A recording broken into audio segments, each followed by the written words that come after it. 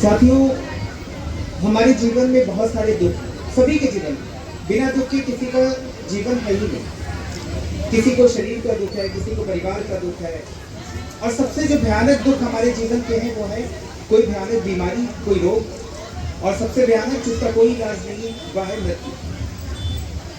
और आप जानते हैं इन दुखों का कारण क्या है?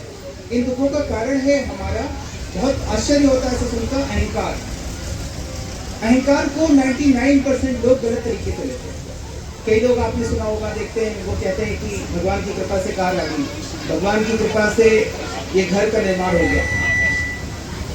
तो ये कहने से उन्हें लगता है कि अहंकार नहीं है। अहंकार का अर्थ है अहम का भाव, अर्थात अपने होने का भाव, अपनी चेतना का भाव कि मैं अलग हूं और ये विश्व की चेतना अलग। तो अहंकार को विलीन करना ही मुक्ति। जैसे ही हम अहंकार को त्याग करते हैं वैसे मुक्ति का मार्ग खुल जाता है।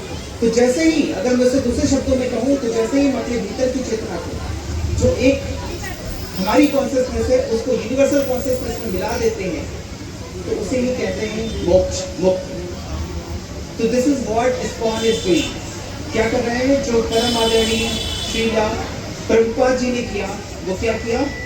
हमारी चेतना का, जो छोटी चेतना हमारी बंद है, जिसको हम अपनी चेतना अलग मानते हैं कृष्ण की चेतना से, उसको भगवान श्री कृष्ण की चेतना में विलीन करने का एक अभियान चला।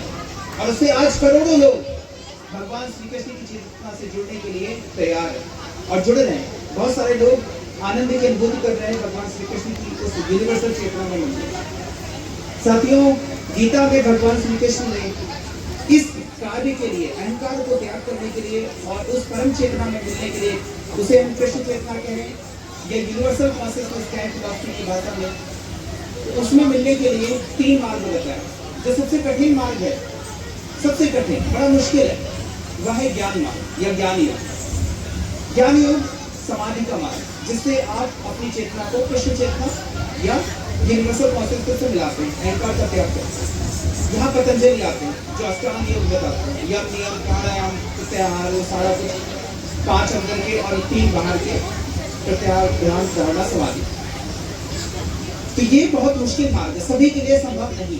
दूसरा मार्ग है जिन्हें शरीर का अभिमान है, उनके लिए भगवान श्री कृष्ण अर्जुन को बताते हैं कर्मयोग, कि अर्थात अपने कर्म के माध्यम से, कर्मों को जो भी आप कर्म कर रहे हैं उन्हें ईश्वर को समर्पित करके आप मुक्ति को प्राप्त करते हैं।